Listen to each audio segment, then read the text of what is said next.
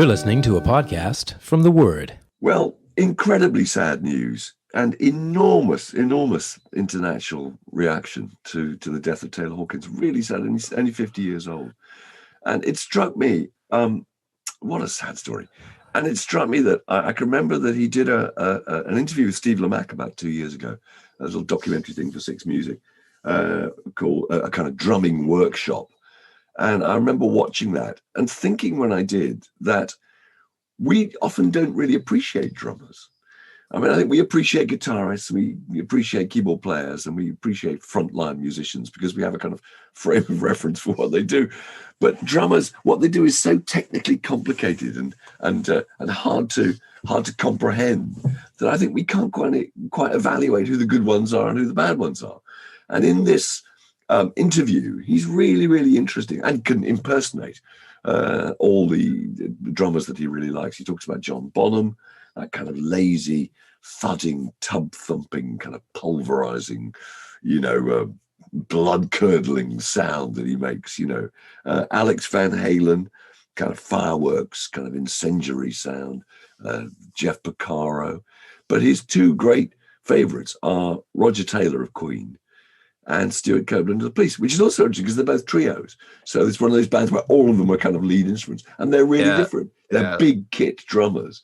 And he says Roger Taylor is basically this kind of this enormous, vast, great sound with quite a lot of detail, lots of interesting things, lots of cowbells, lots of little bits of percussion that you don't expect. Lots of big flourishes. He used to learn his entire drum solos. Of course, you can learn a drum solo because no one's going to say that's so-and-so's drum solo that you're reproducing. And the other one was Stuart Copeland, who does this kind of really, really driven propulsion with lots of internal syncopation.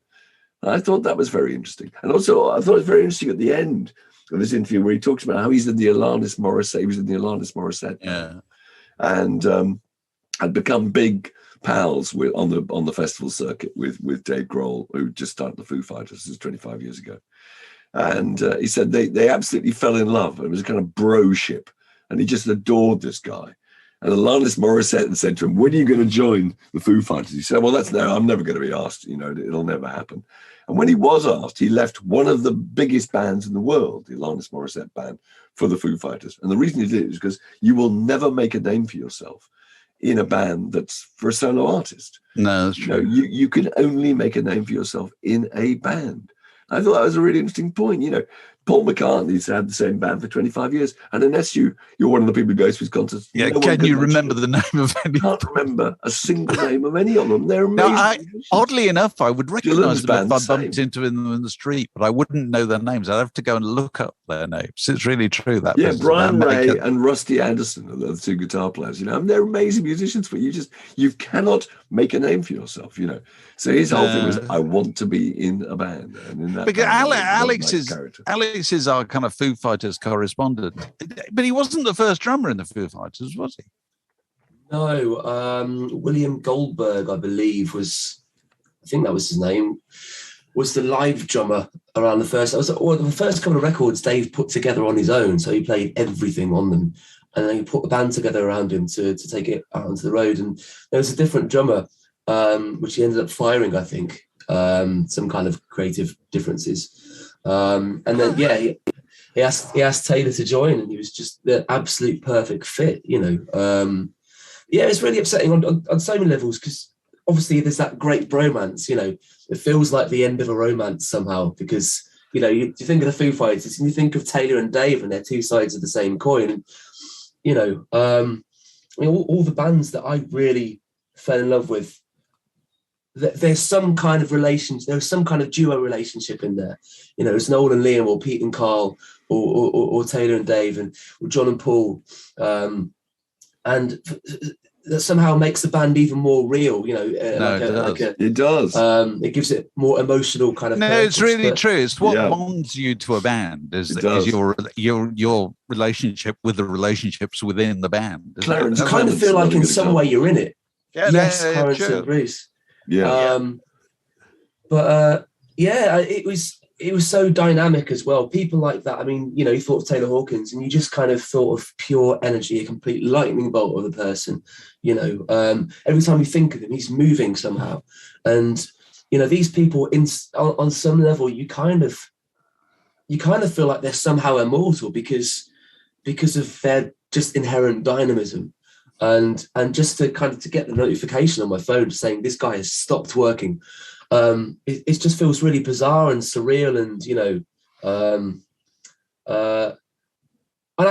also having got sober 20 years ago, having put all that effort into getting clean and staying clean, and for at 50 to effectively top yourself with a cocktail of 10 drugs, it just feels like a real crying shame.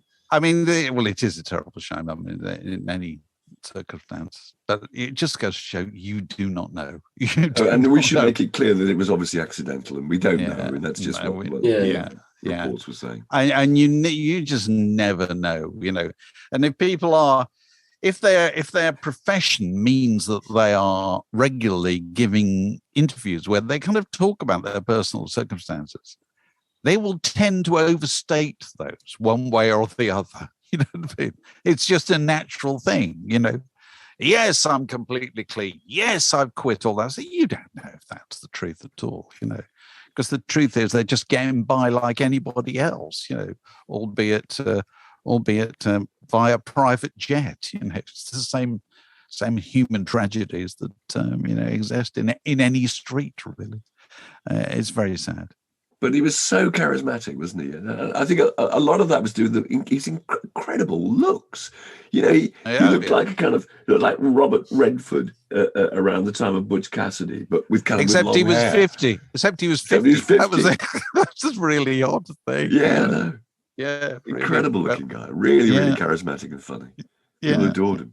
The Word Podcast.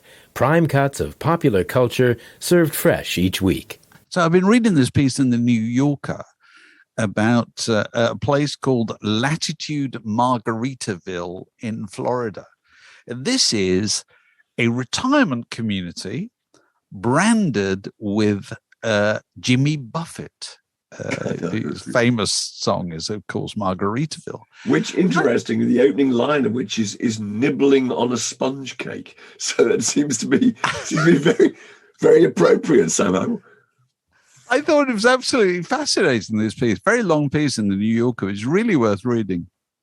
Because what emerges from this is that apparently the only member of the kind of baby boomer generation of rock stars who has the kind of brand values that naturally translate to the whole area of retirement and relaxation is Jimmy Buffett.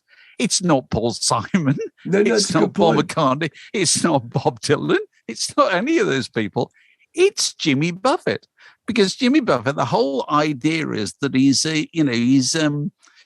got his feet up, hasn't he? He's wearing a Hawaiian and he's looking back at his life with a certain amount of regret and remorse. But yeah, it's true. And he's got a margarita as his right hand, and he's always ready to knock off another song, about his life. And there are clearly huge numbers of people in America who really identify with the life that Jimmy Buffett has presented and celebrated in his songs for a long, long time. Now, it's sort of, 40, 50 years, And apparently there are a number of these retirement communities in various different places in the United States. Of course, they're all mainly in Florida, which is, because one of the things that comes out from the story is that all these people have fled their cold, high tax-paying states in the north of the United States to go down to the south of the United States where it's warmer and you don't pay so much taxes, and you probably therefore if you worked there you couldn't afford to retire there. That's the irony. But they all go down there to kind of it's Trump state, isn't it? Really, completely. And what they all say is they've learned to keep off the subject of politics within Latitude Margaritaville, because you can't assume that just because a person likes the same Jimmy Buffett songs that you do, that you're going to find any kind of agreement with them, any common ground on other issues. I thought it was just absolutely fascinating, and I was wondering if there are other. Possibly, are there any other rock stars that you might similarly wish to go and spend your retirement in a community branded with this particular rock star? There's some suggestions here. I saw them. I thought they were really, really funny. Some very tongue-in-cheek from John Rowland, who paints a picture of a retirement community where the folks sit around refusing their meds and muttering bigoted comments under their breath. Not much changes from day to day. Welcome to the everyday is like Sunday retirement. It's great, isn't it? It's very good. I think there was a lovely one. Somebody mentioned In the Land of Grey and Pink. Yes. I thought it was absolutely priceless. Sorry about the voice. I thought it was really, really funny. You'd hope it would be in Canterbury, and there'd be a load of people sitting around, in kind of deck chairs, sort of, singing Golf Girl and stuff. It's an old Caravan reference, isn't it? It's wonderful. Absolutely. And also Itchycoo Park. That's a great one. Itchycoo Park's a great idea. Old Mod's retirement home. People with very kind of fiercely creased trousers. And prompting purple hearts for 11s. Billy Hush says, on a similar dystopian theme to John Rowland's Every Day is Like Sunday Retirement Village, he said he imagines a place called Strange Town. Yes, that's which good. Is exclusively for Paul Weller modernist obsessives. And it has to have a dress code so fastidious he can't get in himself.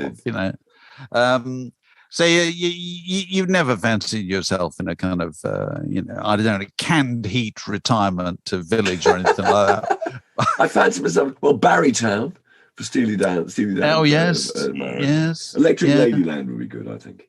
You won't call Electric Ladyland. Or Mars Hotel or Shakedown Street for... I think the Grateful Dead kind of, leaving aside the question of their name, I think they very much lend themselves to this kind of thing, actually. It's comfortable retirement. It's capacious shorts, isn't it? Yes. And, a large cocktail and a lot of snoozing. Yeah. So if anybody's got any suggestions for, rock-related retirement communities that they would very much like to see, get in touch. This is a junction in the word podcast. It separates that bit from this next bit. So we've been enjoying this book, Exit Stage Left by Nick Durden, The Curious Afterlife of Pop Stars. And we actually recorded a chat with Nick about this. It was really good. Which was really good, which will be appearing sometime in the next few days. And it's basically... we're fascinated by this business. We've always been fascinated professionally by this business, that, people have their moment in the sun. And then it's the question of how they deal with, the moment afterwards. The afterlife, is eternally fascinating. Because if you're a rock star, what happens is you kind of, one day you're a normal human being, then you're a rock star. But then being a rock star kind of stops. You have to go back to being a normal human being again. And the book is about how people deal with that. And anyway, one of the things that came up in the book again and again is people reflecting on their moment of success. And they'll tend to always say the same things. We were on Top of the Pops, or we were on the cover of the NME. And I thought this was really interesting because those two achievements were the kind of the dream objective of everybody who started a band at the age of 17 or 18. If you'd achieved one of those things, you could almost retire, couldn't you? You could.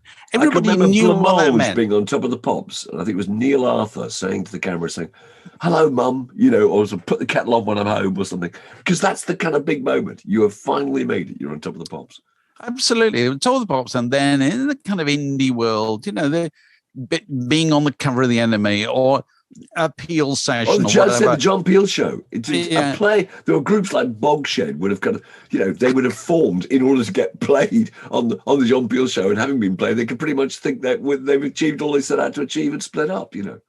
I just thought it was interesting to wonder, given the decline in the importance of those kind of conventional media moments, the Top of the Pops, the NMEs, the John Peel show. What are the things that bands, young bands, dream of?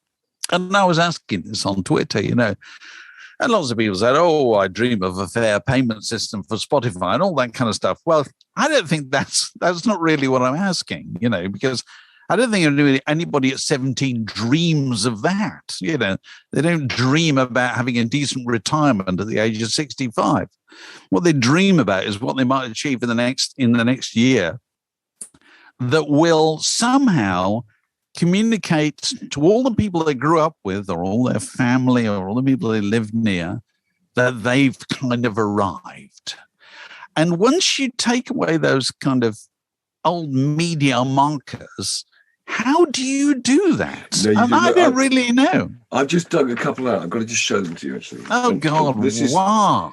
So this is Wah on the cover of Wylie, yeah. And here's another one, which I thought was another classic. That is Strawberry Switchblade on the cover of Smash Hits. Now, my contention is that both Pete Wylie and Strawberry Switchblade will have printed copies of that magazine hanging somewhere in their house. Yeah, they will. Then they will, because that's how you explain to your nearest and dearest and your grandchildren or whatever that you had achieved something.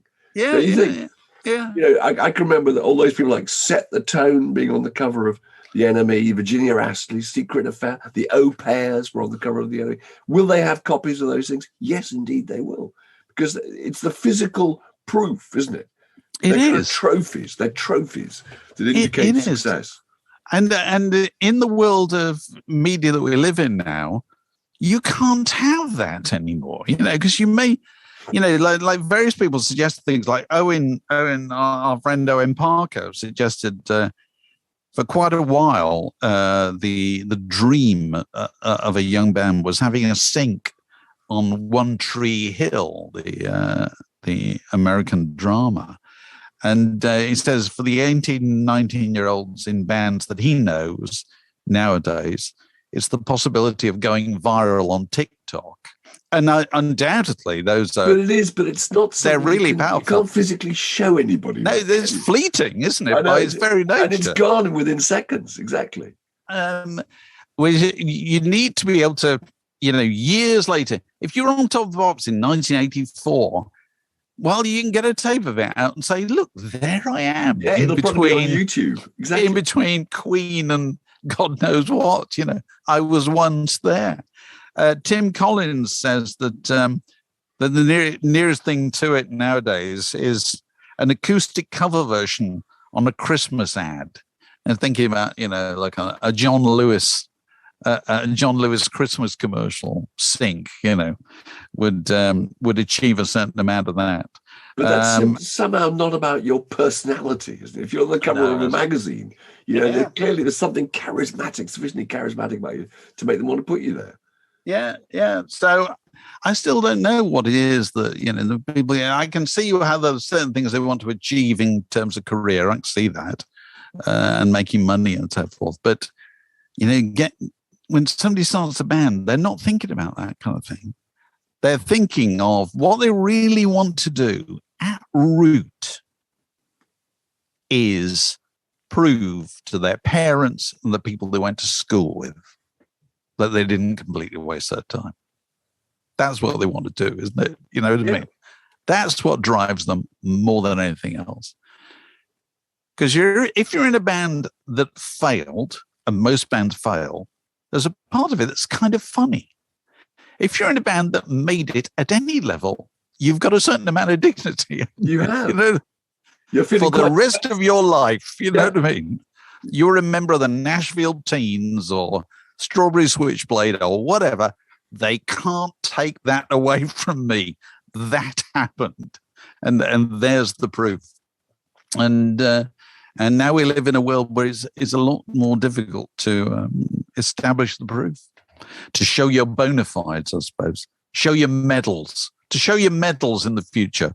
Will be a lot harder than it was in the past. Medals, aren't they? Precisely. The Word Podcast. Fix yourself a drink and it's like being in the pub.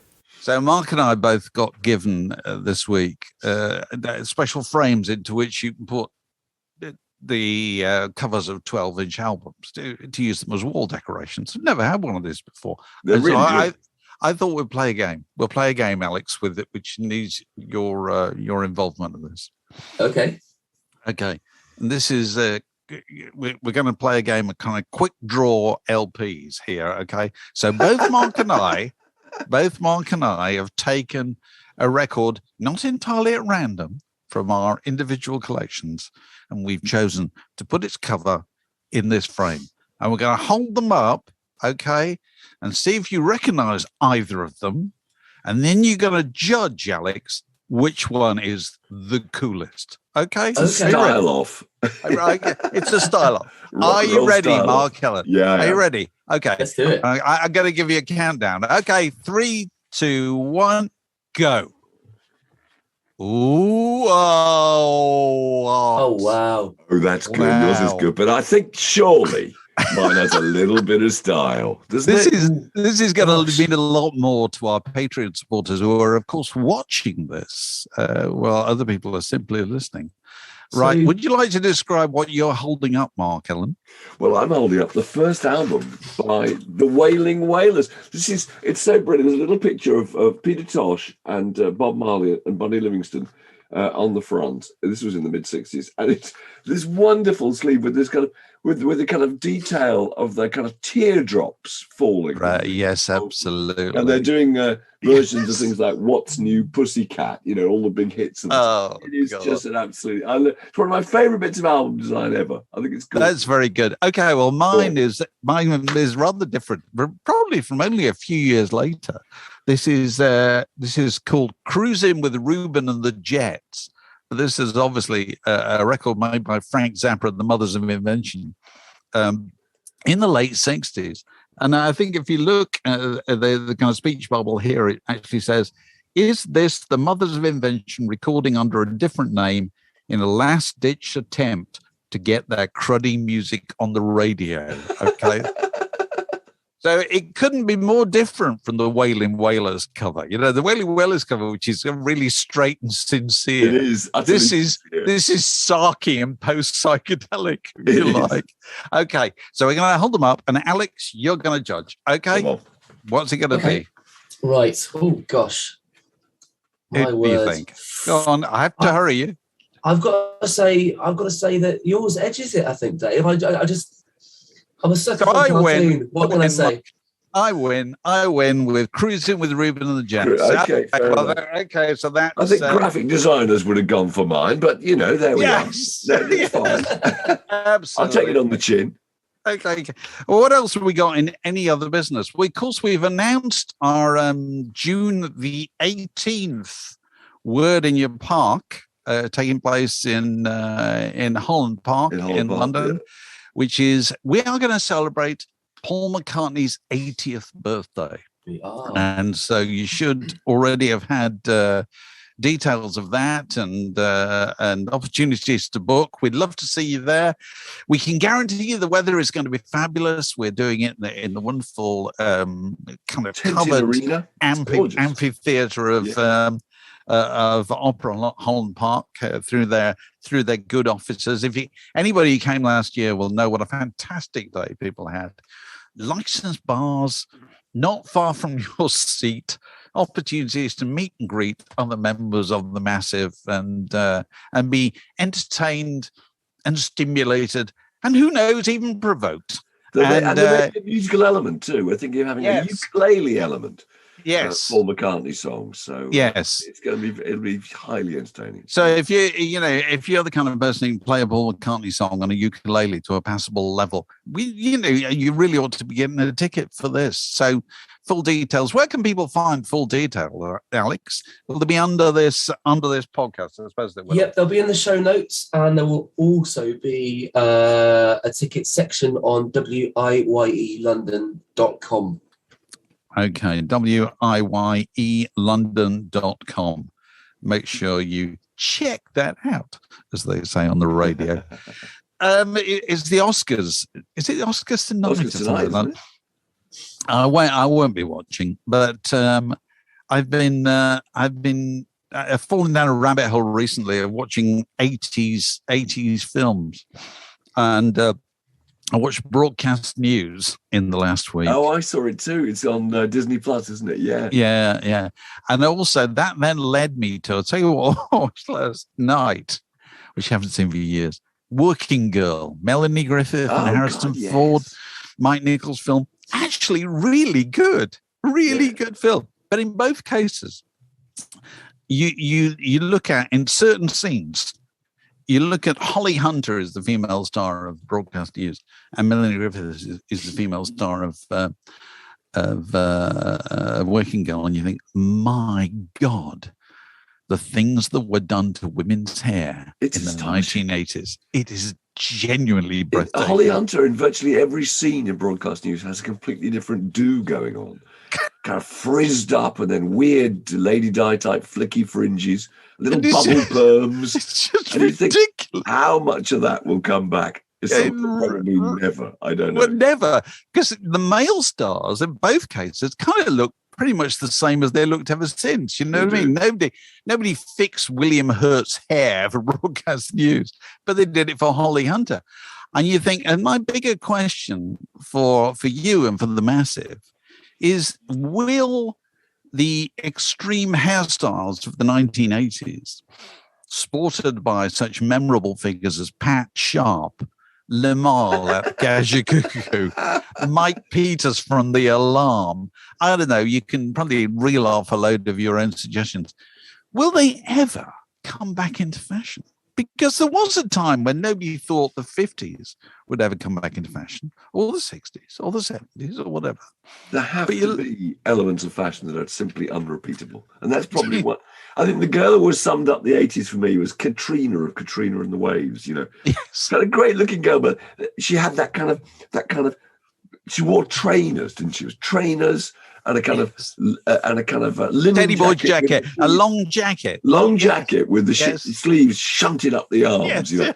And that kind of what I think used to be known as pub hair, just kind of big curls, wasn't it? Pub hair. Never heard that one. Yeah, pub hair. I don't know why, just massive amounts of hair product added, you know. And will that look ever come back? I very much doubt it. What do you think, Alex? Have you got any favourite 80s hairdos that you've ever been tempted to emulate? Oh, gosh. The Johnny Marr quiff. Oh, right. Yes, of course. Yeah, that's a good one. Playing it safe, of course, but, that's peak 80s for me. Yes. There'll be elements of the 80s that won't come back. Leg warmers has got to be one of them. Shoulder pads, headbands, shoulder pads. Shoulder pads play a part in the plot of Broadcast News, don't they? Yeah, because she gives Albert Brooks her shoulder pads to make him look better. Made him look better while reading the news. Broadcast News is a great movie. My God, it's got some good lines. There's a bit at the end where Jack Nicholson, as the most sinister character, Vulpine. Comes in Vulpine precisely, and you can feel the temperature lower. Yeah, and he's really there to sack 27 members of the staff. And as the boss who has to do it points out, supposedly jokingly, well, you could cut $1 million off your own salary, and then has to kind of backpedal furiously, you know. And there's a bit where he's sacking these people, and the guy says to him at the end, "Is there anything else I can do for you?" And he says, "Well, I certainly hope you can die soon." And I thought that was a fantastic line when you've just been fired, you know. Yeah, that's a great film. Let me recommend to you your next one is Working Girl. I think you really watch Working Girl. You'd enjoy it. Anything to add? This podcast was brought to you by The Word.